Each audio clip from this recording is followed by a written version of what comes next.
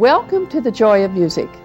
My name is Diane Bish, and I would like to invite you to share with us in our program today entitled A Musical Visit to Colonial Williamsburg in Virginia, a journey into America's past. Thank you for joining us.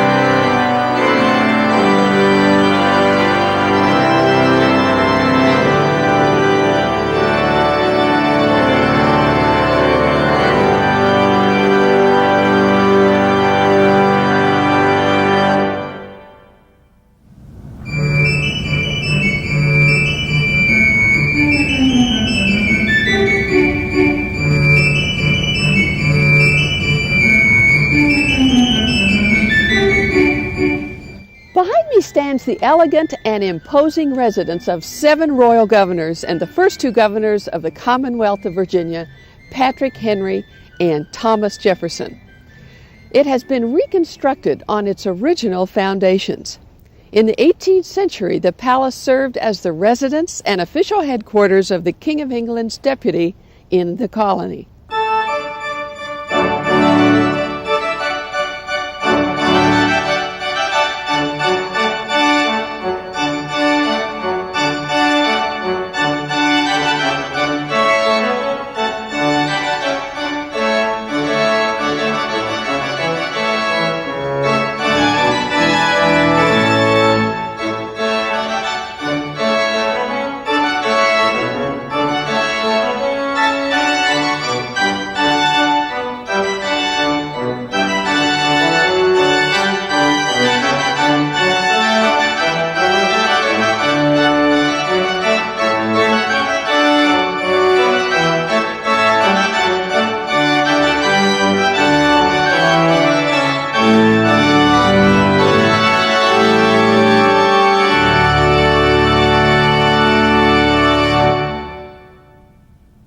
We are now in the governor's palace, in the supper room, where musical instruments like this harpsichord, built in 1758, and the chamber organ behind me, built in 1780, entertain guests in the 18th century.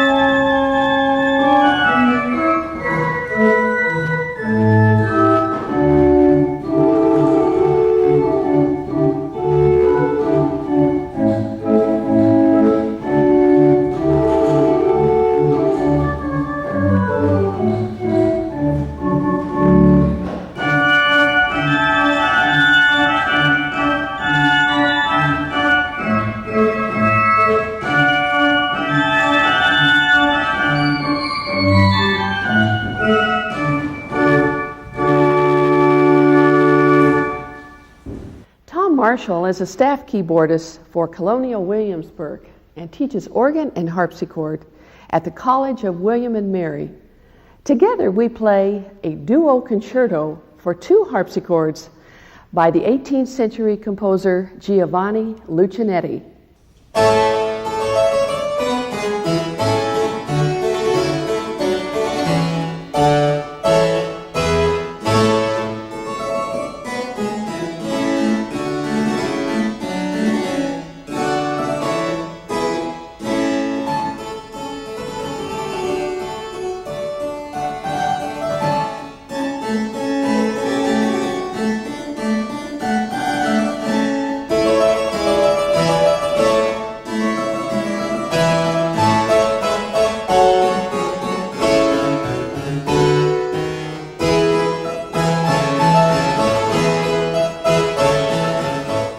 A visit to colonial Williamsburg is a rendezvous with an important chapter of America's history. The experience includes encounters with great deeds of patriot leaders, as well as with daily activities of the less well-known people who also lived in the 18th century Williamsburg. People from all walks of life created the now famous Virginia colony known as Colonial Williamsburg.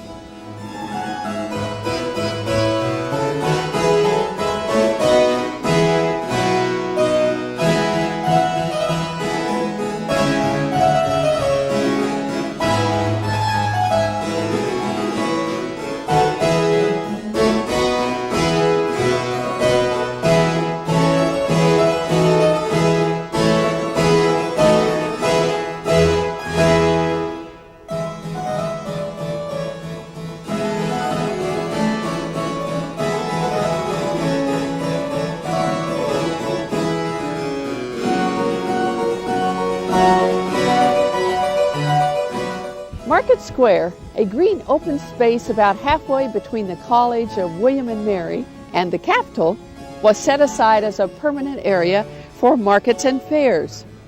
There, as often as 6 times a week, the town slowly came alive.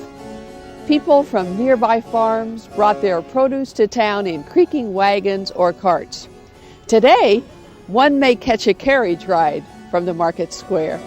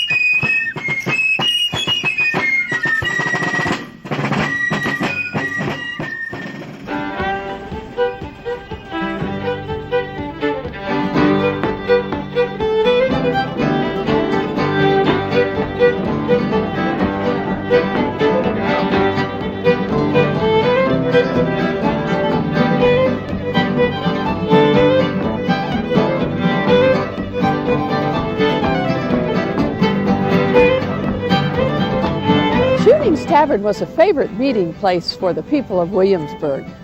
The tavern has been rebuilt to resemble an 18th century alehouse. Chunings served a less august clientele than the Raleigh or King's Arms, so sturdy country-made chairs and tables have been selected for today's furnishings. Colonial games, music, entertainment, and various diversions took place nightly at Josiah Chuning's Tavern.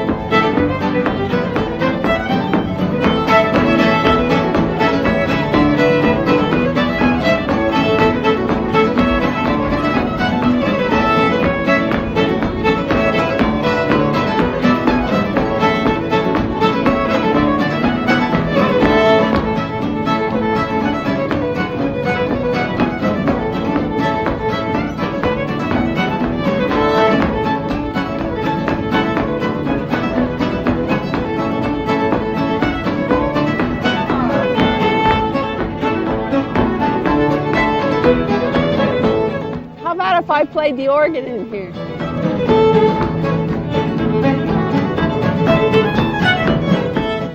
Let me out, let me out, let me out.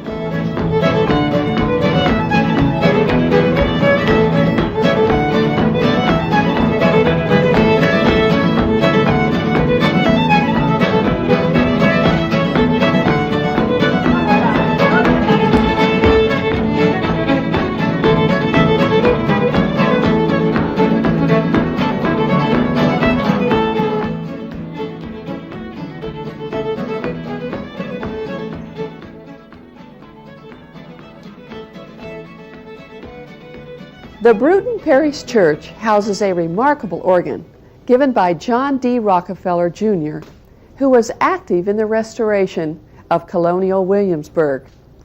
The organ was built in 1955 by the Aeolian Skinner Organ Company of Boston, but has just been recently restored by Org Laterno of Canada.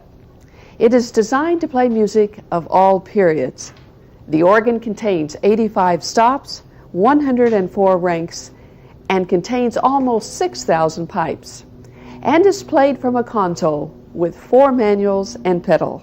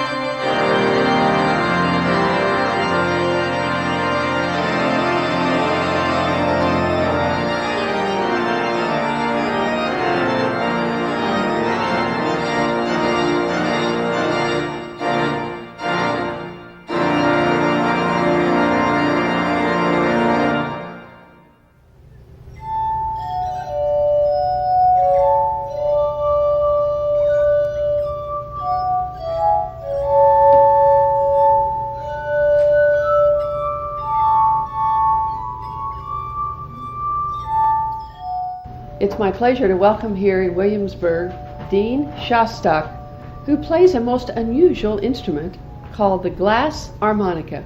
Welcome to the Joy Music, Dean. Thank you very much.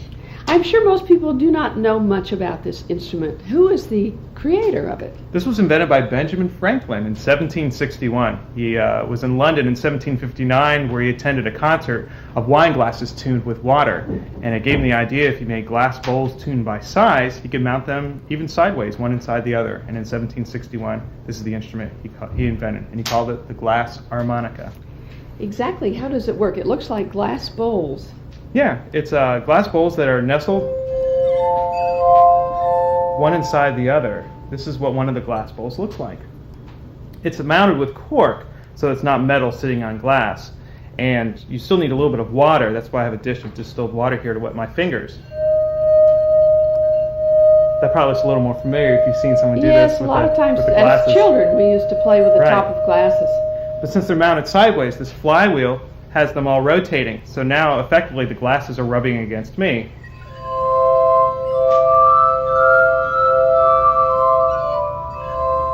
So the advantage is I can play many notes at a time, up to 10.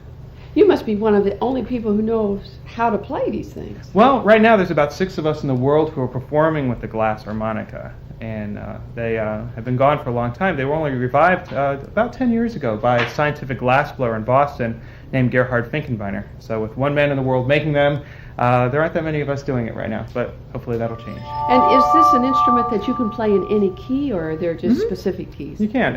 Here's the key. Here's a D major chord. Here's A major, A minor, F, B flat. So really any key. That's what, if you notice, some glasses are gold and some glasses are clear. The ones that are gold are the same as the black keys of the piano. It doesn't change the sound, but it just lets me know where I am. Very much like on a harp, you have sometimes red and black for the strings. And how many notes can you play at a time? Well, really, theoretically 10, but since they're spread out more than on a keyboard, you're kind of here's 6, that's 7, and that's about it for my stretch. Yes. But that's pretty good. Why don't you play something for us, Dean, on this most fascinating instrument? I'd love to.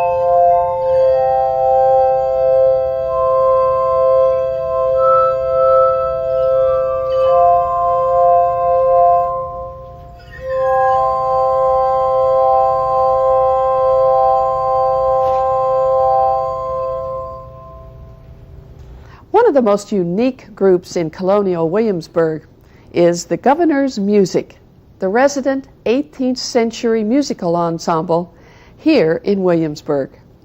The ensemble performs throughout the year during candlelit concerts at the Palace, Capitol, the Courthouse, and the Bruton Parish Church.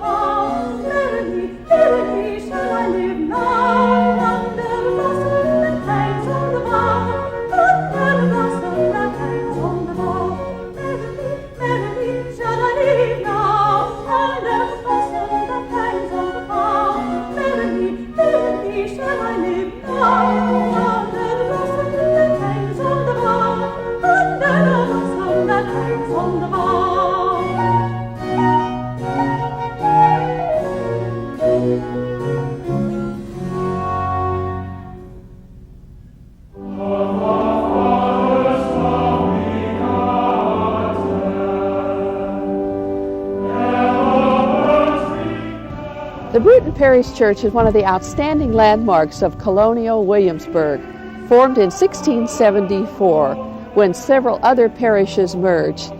It has been a source of great spiritual inspiration to people of every walk of life throughout the years.